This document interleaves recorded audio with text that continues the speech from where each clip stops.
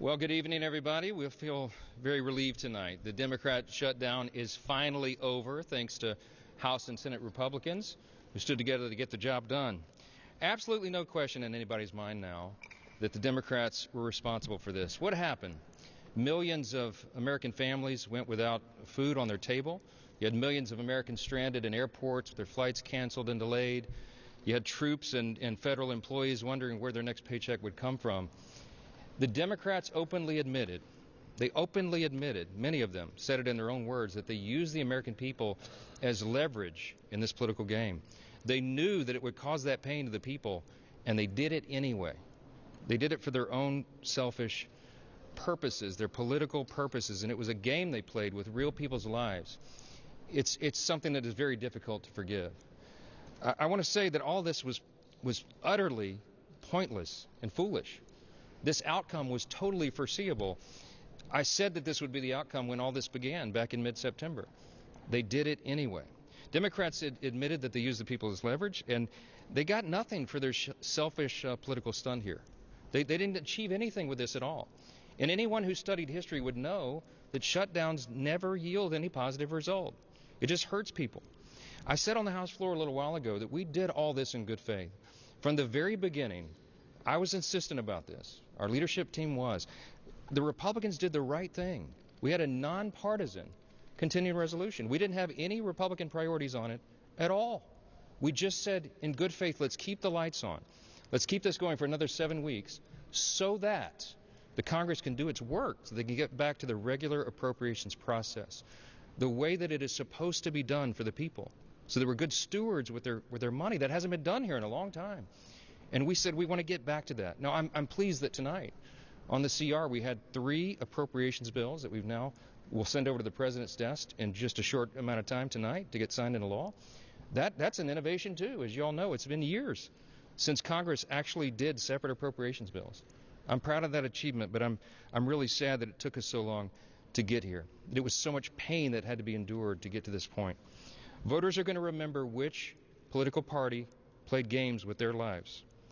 They're going to remember that they did this for their own selfish purposes so that they could look tough to the radical elements of their base, and real people suffered because of that game.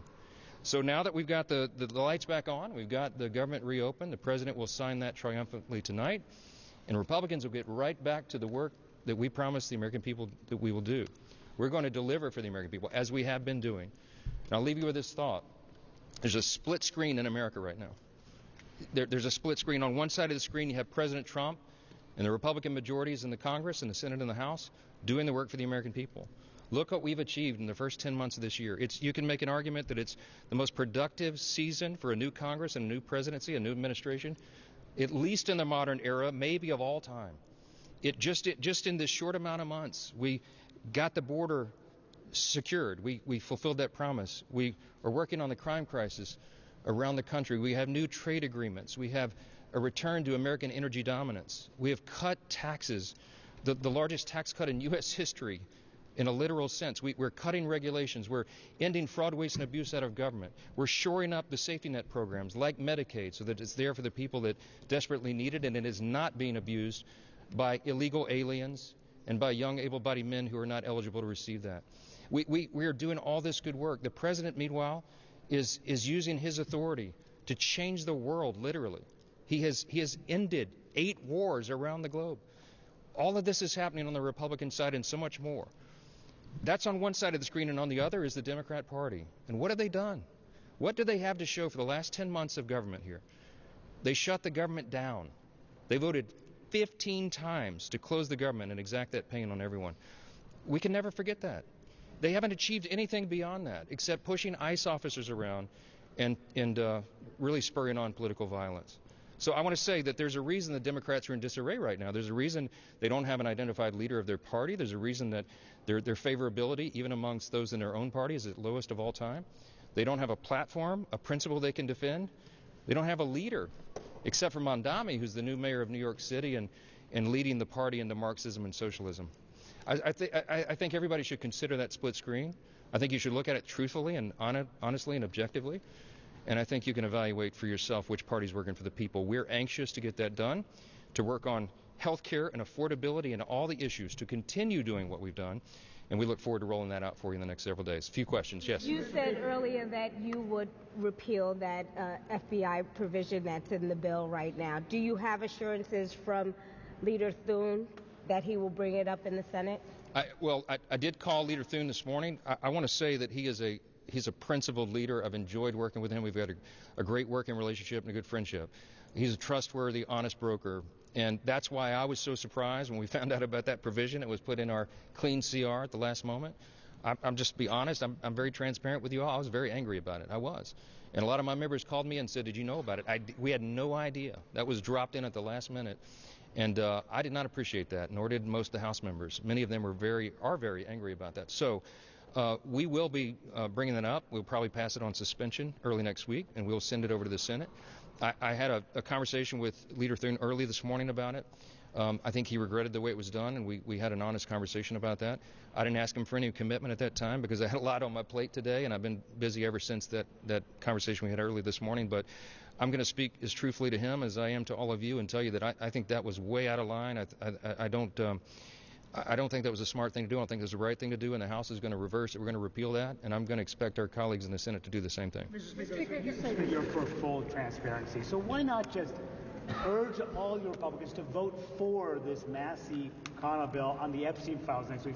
Put out all the files. Let the American public judge for themselves what these files are all about. Thank you for asking the question. We have been for maximum transparency of the Epstein files from the very beginning.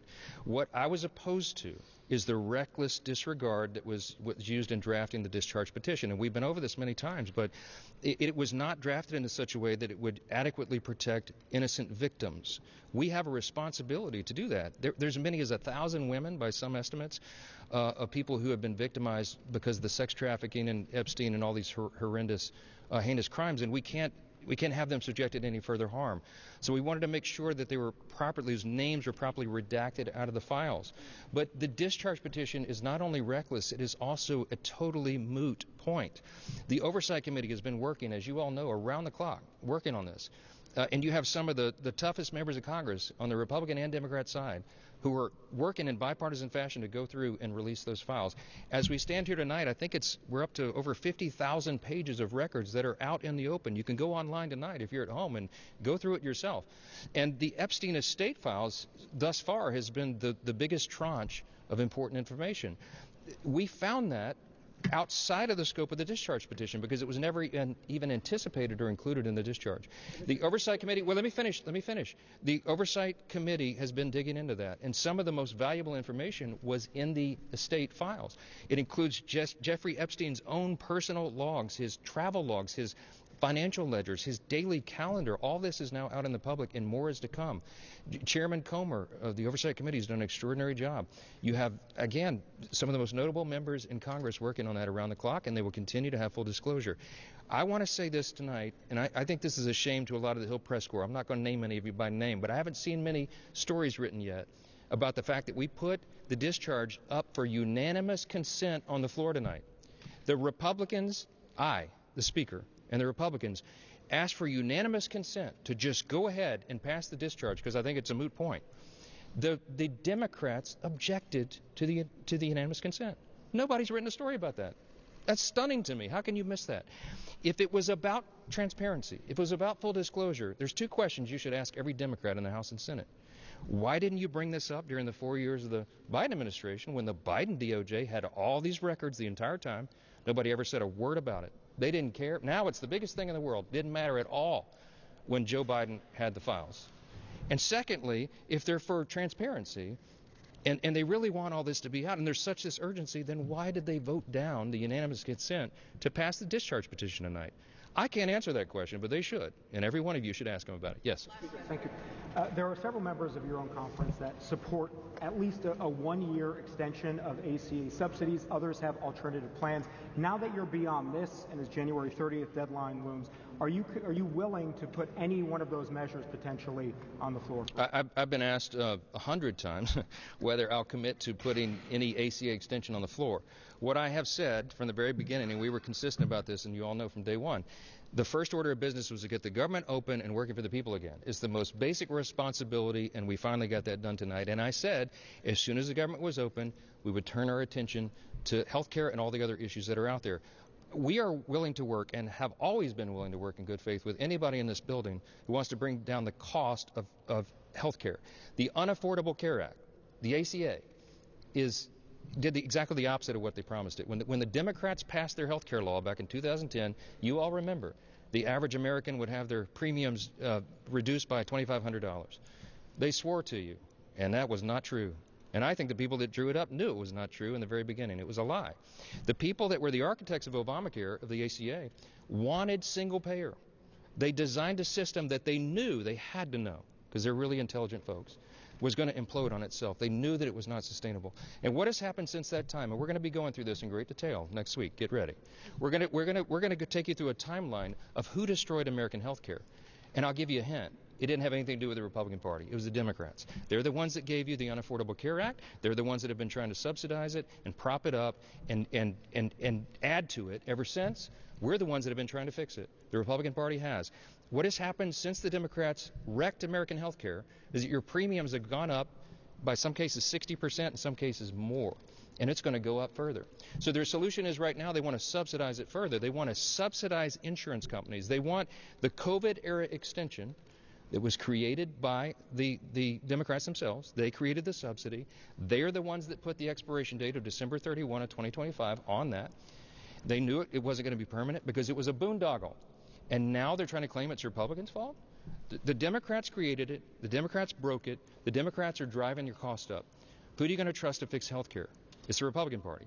Because we have volumes of ideas on how to do this, on how to fix it, on how to drive costs down, and how to increase access to care and quality of care, and you're going to see all that vigorous debate. So the answer to your question is, am I going to guarantee a vote on ACA unreformed COVID-era subsidies that is just a boondoggle to insurance companies and robs the taxpayer? We got a lot of work to do on that. The Republicans would demand a lot of reforms before anything like that was ever possible, and we have to go through that deliberative process.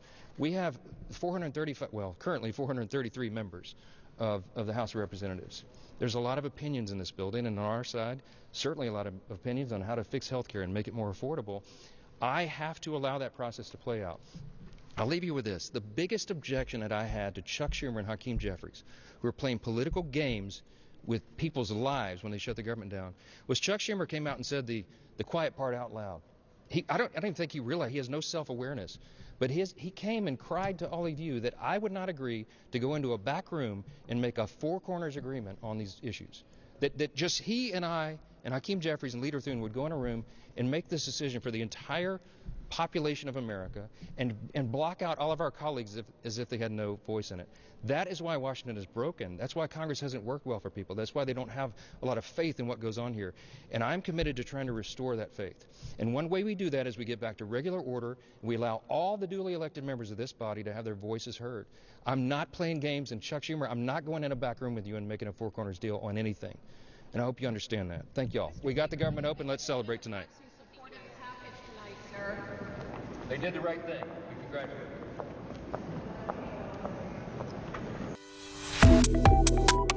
Subscribe to One India and never miss an update. Download the One India app now.